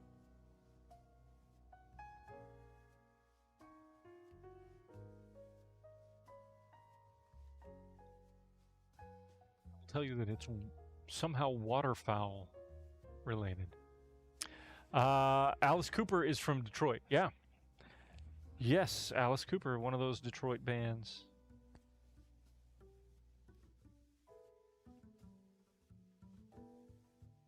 Alice Cooper, by the way, Vince the Man, is kind of a local hero down in Phoenix. He's he's been on his local school board. He holds charity golf tournaments every year. Absolutely a fantastic dude. Owns a sports bar in downtown Phoenix called Cooperstown, which the double entendre there is that Cooperstown, Ohio, is where the Baseball Hall of Fame is. So called his sports bar Cooperstown. And if you walk in, there's memorabilia right as you walk in. And so it's like a Sandy Koufax autographed baseball from the 1967 World Series next to Eric Clapton's guitar. There's something from the 1975 Alice Cooper tour right next to a basketball signed by Shaq. And you go in, there's TVs everywhere. They've got all the games going. The wait staff is walking around in t-shirts that say Cooperstown and jeans, and you do not notice until they come to your table to take your order that the wait staff are all wearing the Alice Cooper eye makeup. So next time you're down in Phoenix, grab a burger or something at Cooperstown. Alice Cooper does car commercials. Yeah. He's I've met him a couple of times, and he couldn't have been a nicer dude. Absolutely, just a sweetheart from what I could tell. But then if you go back in his career, you will find, in fact, there's a great documentary about Alice Cooper, the band, and then the person who Vince became. You will see video footage of him in the middle of his epic drug habit that just absolutely threatened to destroy him in the late 70s, early 80s. And I have never seen someone more gaunt and on the edge of death in my life, just sitting down trying to do interviews or trying to do shows. So good on him for getting to where he is in his life, and he's still out there touring, still having a great time. So brought up Eric again. I need to know about how he talked about orcs. Who did I bring up again? Cooperstown in New York. They have a National Baseball Hall of Fame. Is it New York? Oh yeah, I'm sorry, it is Cooperstown, New York. Canton, Ohio. I said Ohio. Canton, Ohio is where the Football Hall of Fame is. Cooperstown, New York is the Baseball Hall of Fame. Got the states mixed up.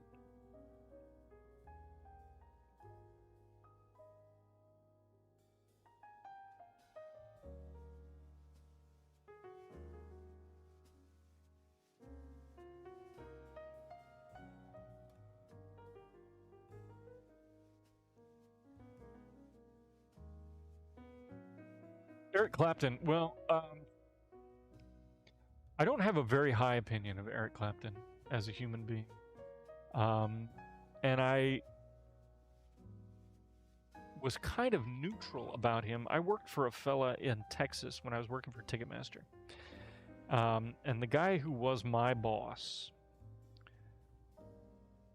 had a long career in the music industry, worked for the Robert Stigwood organization. So if you ever see a record label from the 70s with a red cow and it says RSO, it was a lot of the Bee Gees, things like that. Robert Stigwood also produced that Sgt. Pepper's movie with the Bee Gees and Peter Frampton. He did a lot of stuff 70s. My boss Larry had worked for him for a long time as a tour manager. So he was a tour manager for Ozzy during Ozzy's cocaine meltdown in the late 70s. He was a tour manager for Andy Gibb, the little brother of the Bee Gees. And he was also a tour manager for Eric Clapton at a time when Clapton was recovering from a heroin addiction and relearning how to play guitar. So Clapton decides to go on an anniversary tour. This would have been the late 80s, so maybe a 25th anniversary tour, something like that, 30th. And decides that he's going to start the tour in Dallas, Texas, and he's going to rehearse at a soundstage just outside of Dallas. So we end up getting to go have lunch with him. And I went in being neutral about Eric Clapton, and I left being completely neutral about Eric Clapton.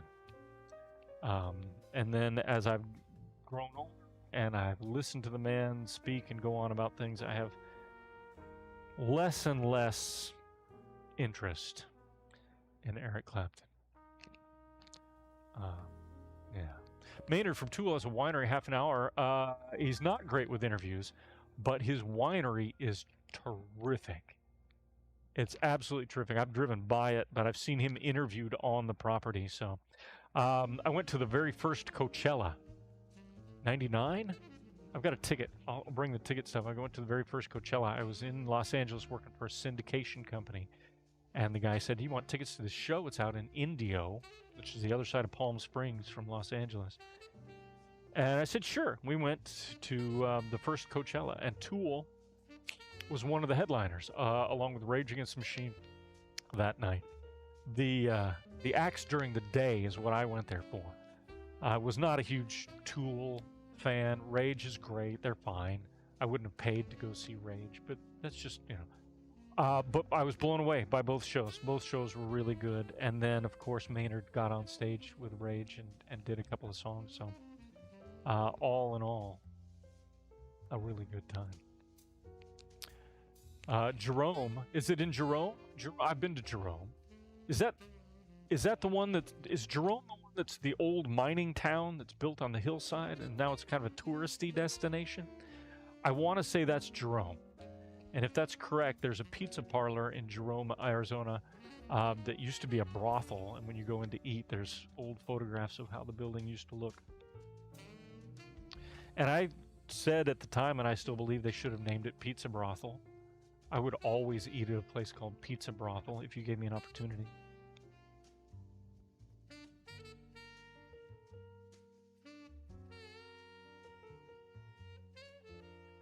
My kid had a field trip there, and I was a chaperone. We had a blast. It is a cute little town. Yeah, you're down the hill. All right. Yeah, Jerome is now a. I did it again with my head. Sorry, guys. Jerome, for a long time now, has been kind of an artsy little touristy town, little town in Arizona. But it used to be a major mining concern. You can still see the pit. They built things around the pit, but if you're standing on the hillside of the town, you can still see into the pit. But it's also very artsy. Is a cute little place.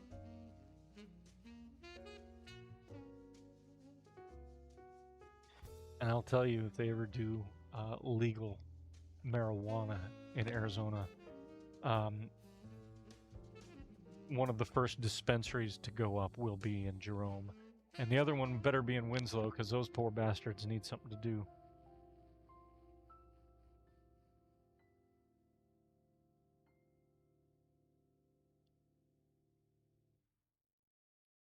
Arizona, for the time that I was there, it's very hit and miss for me. There are a lot of places that were just beautiful. I spent all my time in Flagstaff, but then you can end up in these little towns or areas where you're like, maybe this isn't the most beautiful. It is a hit and miss place, but man, when they get it right, they get it right. Highly recommend Flagstaff. If anybody ever goes, if you're taking a vacation, you go to the Grand Canyon or anything, dip down to Flagstaff, spend a night down in Flag. Absolutely gorgeous. You think Arizona, you don't think, oh, a place with pine trees and snow and any of that, but that's what Flag is. Flag reminds me very much of Central Oregon. But then you go 45 minutes to the east and you're in Winslow, where you can stand on a corner and look like an idiot. Plenty of room for that.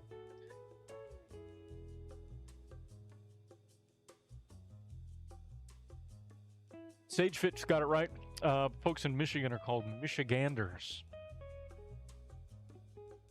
That one might be the strangest one. Is there a stranger one? There's, Floridian, New Yorker.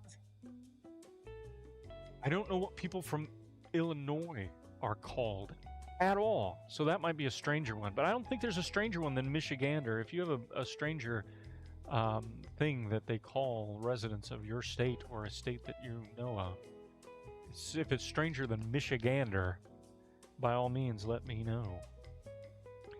My terrible eyesight is making it hard for me to find the number 17. These are so tiny, these little things. There's so much detail.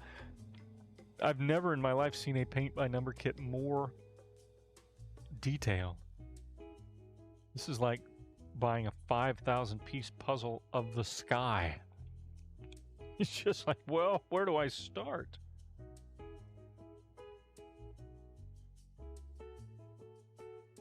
We're just going to tick away on it. What time is it, by the way? Just so I'm aware of the time. It is 12:48. We got plenty of time, right? Let's just go for however long we need to go today. That's what makes us a little different than Boss Kitty Live. The energy's down to a reasonable level in the middle of the day.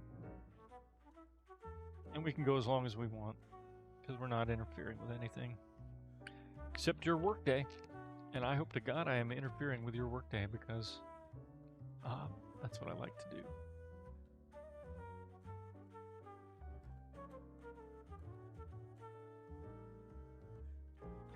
ADT, the security company, ADT has a page that tells you what people from each state call themselves. Illinoisan, Delawarean, does sound a little like DeLorean. Illinoisan, is that how it's pronounced? Somebody get me on the phone with somebody from Illinois. I know some people from Chicago, but I can't really give them a ring right now, so. I dated a young woman who went to school in Illinois. To ask her, you guys want a funny story? That young woman that I dated from my little tiny agricultural town in Oregon moved away after high school and went to Northwestern, which is in suburban Chicago. And after college, she got married. She had worked for a famous writer at the Chicago Tribune, and then she got married, and her husband was wanting to get into television production, and she's like, I need a change of pace. I'll help you. We'll get into television production together. Not as producers, but as, you know, tech, working on the shows, production assistants, things like that. They worked on the King of Queens together and a couple of other things. She became friends with producers and writers because she's just very effusive, very sweet, very, very sweet woman. She became friends with producers, and one of those producers went on to produce a very popular television show and named one of the characters after her. So, if I ever tell anybody, yeah, I used to date Sue Sylvester, and they're a Glee fan, I have to then explain I actually dated the real Sue Sylvester. Her father was a Lutheran minister. So that was interesting.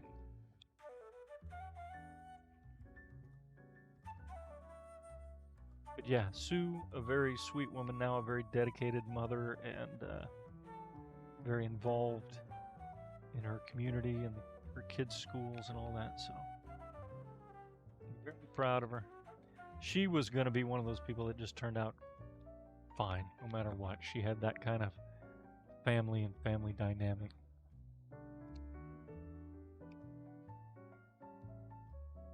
But yeah, if you're a Glee fan, the character of Sue Sylvester, nothing like the actual Sue Sylvester, just a fun name.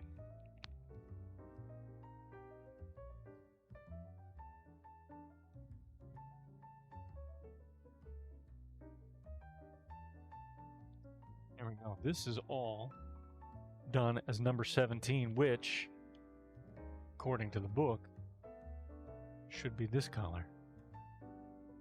But because we did a 10 shift on all of our color numbers, it's now this red, this brick. You love my recaps? You know what it is I've just got this huge backlog of stories, and I need to talk for 2 or 3 hours, a couple times every week, so you're just going to get them. None of these are brags. None of these are to make me look good, because they usually all end up with me getting fired or moving on to another project. They don't end with me being the actual hero of the story. I'm just a dude that was there for most of my stories.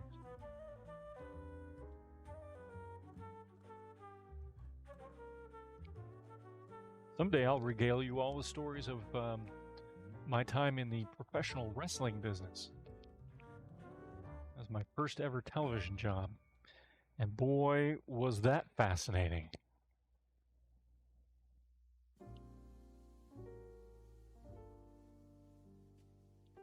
But it also leads me to having some really good friends who now live all over the world and work in that business. So that's the best part of any of these stories, is when you can stop telling the story and go, oh yeah, that person's still a friend of mine. We still talk. It's a good time. Thanks for this today, TK. You got to get the kids from school. Well, Sage Fitz, I'm glad you were here, and go get those kiddos. And, you know, if you got some free time with the kids at any point this week, craft with them. Just find something. Let them craft. Don't make them do what you're doing unless they want to. Just pull out some crafts and start crafting and let them do whatever they want. But crafting with your kids is one of the kindest things you could ever do for your children. Let them feel safe exploring and mucking about with things, taking a paint-by-number set, shifting all the numbers and just doing it wrong, whatever it is. Make them feel safe and comfortable being creative, and you've gone above and beyond most parents. It's really easy. Talking like Hogan era wrestling? No. Maybe when I started, my first show, I started in radio when I was 15. I started in television when I was 19. So 19 would have me in 1987. So yeah, Hogan era wrestling, but it wasn't, I wasn't, you know, I was doing the guys running the promotion out of the Knights of Columbus Hall in Fort Worth. That kind of wrestling, local wrestling. Yeah. It's still to this day one of my favorite jobs I ever had, and mostly because of the people I got to meet and a lot of them that I became friends with. It's really, you know, it's nice to make friends with people who you have a built-in association with. Like in this case, the built-in association was that I did TV for the show, for their promotion. So guys would come to me and, you know, like, hey, maybe get the camera on me a little longer, or whatever it was. But we'd end up just becoming friends, hanging out, and I would learn about their world and they would learn about mine.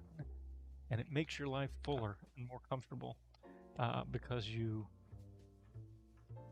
feel less closed off.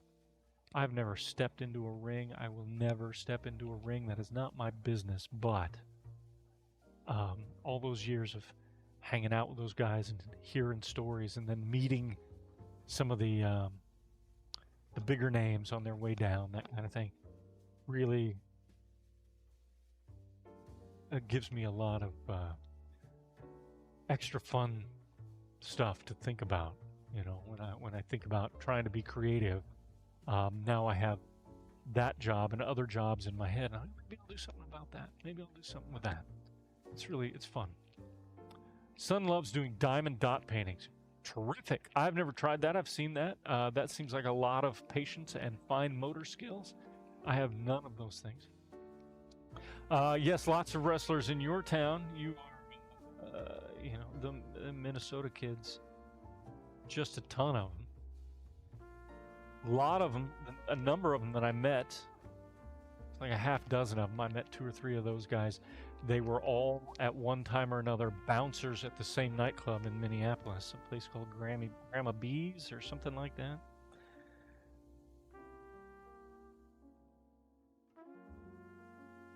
It's just one of them breeding grounds. Lily.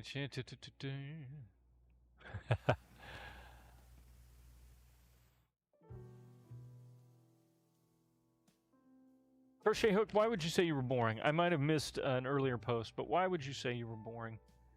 Are you getting teased for being boring and liking old lady stuff? Because remember, I am married to a woman I met in her late 20s who collected teacups, knitted doilies, watched the Golden Girls. So I personally don't find any of that boring. I find it weird, but not necessarily boring.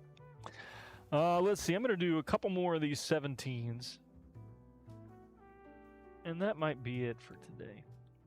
But I will be back on Thursday. I'm not closing up yet. I got a little time.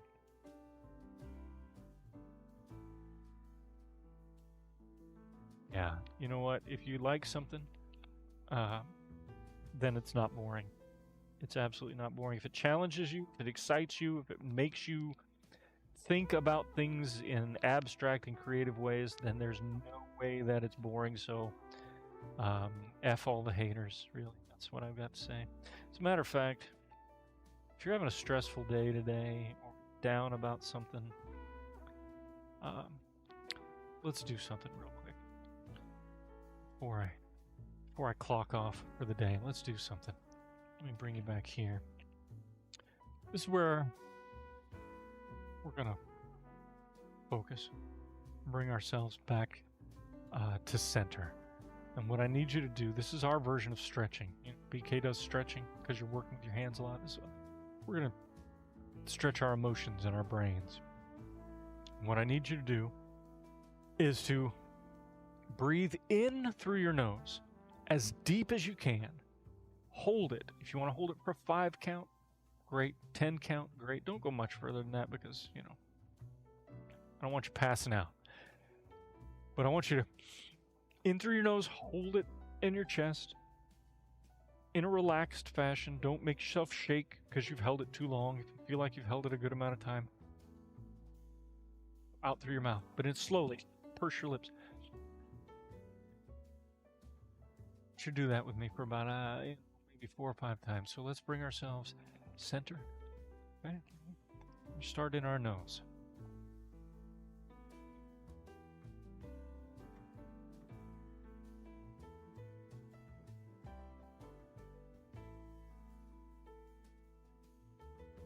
Breathe all that air. It's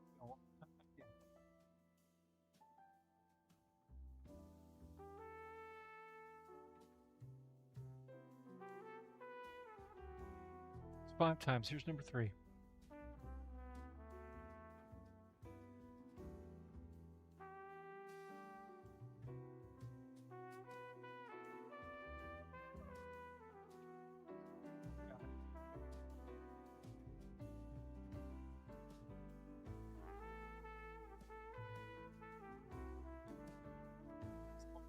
This one as long as we can, all right? Darn Pirate, I'm glad you're safely on the ground. Here we go, last one. In through the nose, and we're going to hold this for as long as we can. Here we go.